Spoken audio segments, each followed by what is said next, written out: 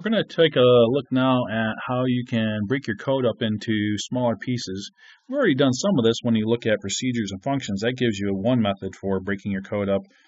But what if your code is so extensive that you end up with a large number of procedures and functions and your code starts to look unwieldy and is hard to trace? Well, it turns out you can break your code up more by just separating it into different files. So any file that ends in .py is considered to be a Python file and is called a module. And as long as you have those modules in the same folder, they can find each other. Now, it is possible to save modules in another place as long as it's in the Python search path and use them, but that's a little more advanced technique and is only typically used if you are writing a really large set of functionality that's going to be commonly used by a lot of people. So we're not going to cover that. If you're that far into this, then you probably don't need this video anyways. So the purpose of this is supposed to be to show how to break your program up into modules, but we're also going to have to take a look at some of the code that's written here. So I have some code that will input a number from the keyboard, input an operation from the keyboard, and then perform the operation on the two numbers. So arithmetic does the job of getting the numbers, getting the operation, and performing the operation. We have a function getNumber, which takes a string, outputs that string to the screen, and we're assuming that's going to say, please input a number or something like that. Takes the input, converts it to a float. If there was a problem with that, then it tries again. And when it gets a number, then it returns that number. So the output of getNum is going to be a float. We're guaranteed that from the way this try except block works. Get operation is looking for a plus, minus, times, or divides. And it asks you to input one of those. If you input something other than one of those operators, then it's going to just keep asking you to do that until it finally gets what it wants. And then we have the arithmetic operations down here: addition, subtraction, multiplication, division. And these all essentially work the same way. We try to perform the operation, in this case addition, and compute a result. Potentially, when you add two numbers together, you could get an overflow error if the result is such a big number the computer can't handle it. The odds of that occurring are pretty small. I tried this with, and I got a result with a multiplication that ended up going out to 10 to the, 259th power. I think at that point, if your work number is larger than that, I'm not sure exactly what it is you're doing. So, the odds of getting an overflow error are pretty small, but we check for that and we return none as our result. If we do, otherwise we just return the result. The only one that's a little bit different is division. We do have the possibility of getting a zero division error. In that case, we return none. So if there's any kind of exceptions thrown in the arithmetic, we return none back. And then we use this code over here in menu. Menu is the one that actually asks to input the two numbers and then calls the proper operation. So these first three lines of code here print out or get the inputs, and then based on what the operator is, we perform the operation, and then we check to make sure that when we perform that operation we didn't get none back, so no exceptions were raised, and then we print out the result. And if there was an exception raised, we just print out there was an error and we're done. So this is just a structure of if and else ifs, checking to see what kind of operator we had: plus, minus, times, and divide. I did put an else down here. I'm not sure why. I guess I just feel compelled to always put it in else. There's really should be no way you can get to that because operator guarantees that we're going to have one of these four. But if somebody comes in and screws around with the code or something like that, then that else will trap any errors that they create. So this is the basic structure of the code. Now you may have noticed that I printed out this name, and I didn't define name in here anywhere. And I forgot about the import command. Boy, I forgot a whole bunch of stuff here, didn't I? Let's see. So up here I have import arithmetic as A. And you may have noticed that I used A here. So this is importing the module arithmetic. Don't need the .py on the end. It knows that should be there. And anytime I want to use a function from arithmetic, then I use it as a dot in that function. So I use a dot get number or an a dot get operation. So that's calling these two functions over here. Now there are other ways to import modules. We could just do import arithmetic, and if I did that, then instead of saying a dot get number, I'd have to type out arithmetic dot get number. I'm a pretty lazy typist, not interested in doing that, so I do the arithmetic as a and use a nice short name here. Not sure what just happened. There is another way. You can do from arithmetic import star, and you probably see that a lot if you've seen modules imported. Not necessarily the preferred method to do it, but it does make things even easier because if you use this method, the from arithmetic import star, you don't have to use that dot notation. So it seems like it would be a lot easier to just do that. Why not just use from arithmetic import star all the time?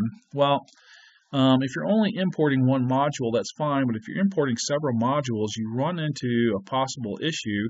What if two different modules that you're importing have defined the same function, have the same function name? So what if I import arithmetic, and that's got a function called get number, and then I import maybe matrices as a module, and that also has a function called get number, and they do two different things. When I call get number, which one am I calling? So if you always name the modules that you're importing using this command, then you avoid those kind of namespace issues. If you're only inputting one or two modules, probably not an issue, and you can do the lazy method.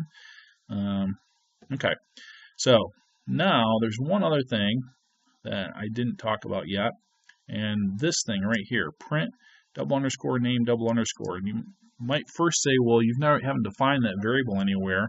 Why are you printing it out? And then you recognize the double underscores on both sides and say, oh, that's a built-in Python name.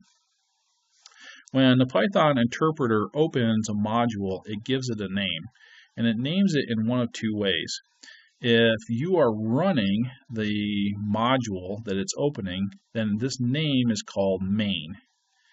If you are opening the module to import it, then the name of that module is actually the name of the file. So over here, arithmetic, when we open this, when we do this import, all the code over here is executed by Python. So it looks at all these defs, all these procedure and function definitions, doesn't do anything with them, but recognizes that they're there. But then it comes down here and says, oh, there's some code here. I'm going to execute that. And it prints out the name of the module. And then it says, if that module is called main, call this main up here. So let's see how this works when I put all this together. I'm going to run menu over here. And when I do that, it prints out arithmetic. So the reason why it does that is because we import arithmetic, and it goes over here and executes the arithmetic code, and it comes down here, and in the main part of arithmetic, it says print out name. And because this is not the module that's being run, this name over here is set to the name of the file, arithmetic. Then it says if that name is equal to main, well, it's not. It's equal to arithmetic. So we don't execute this. Now we're done executing the import. Then we go to this print name for this module, because it's the module that's being run is set to main. This is the main program. Then we do the get a number and perform an operation. So we'll do 1, 2, and plus, and we get 3 as a result. So why do I have then this code over here that has this if name equals main business? Well, because when you first write this code in this module, you're going to want to test it out. But you don't want to write a whole separate, you may not want to write a whole separate module to test your code. You may want to just test it from within this module, and this gives you a way to do it. So let's get rid of this. We don't want this anymore. Use that. And this basically says if you are running this module, then go up here and execute main, and then this just calls the different commands in here and make sure that they're working properly. So I can run arithmetic, and when I run arithmetic, it says, oh, now in this case, oops, I should have taken out that, hang on. See if I can do Control Z here. I should have taken that out so quickly. Let me run this again. Now in this case, when I run arithmetic, notice that name is equal to main. So now I'm running this program. It's going to call then this main program and run this testing. And if I get rid of this print name here, it'll just run the test. But also notice that, and in this case, with a division by 0, we get a none returned, right? But notice that if I get rid of that print name and this print name over here, then I can keep this testing code here to test this module, but I can come over here and run menu.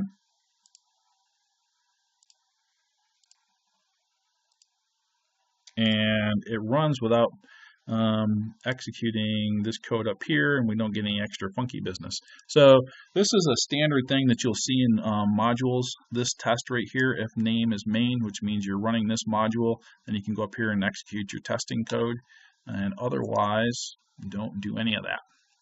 All right, so creating modules is very simple. You just need to name it .py, keep it in the same folder that you're going to be calling it or importing it from, and then it gives you a nice way to break up your code. And there's a nice tidy way to test your code also. Test a module without actually creating another Python program to call it. Test the module within the module, and then just put in this little handy if statement here. And if you call this thing as a module, this just won't be executed, so you won't see this testing stuff going on. Okay, so it's really simple to create modules and break your code up. You really just need to create the module on the same folder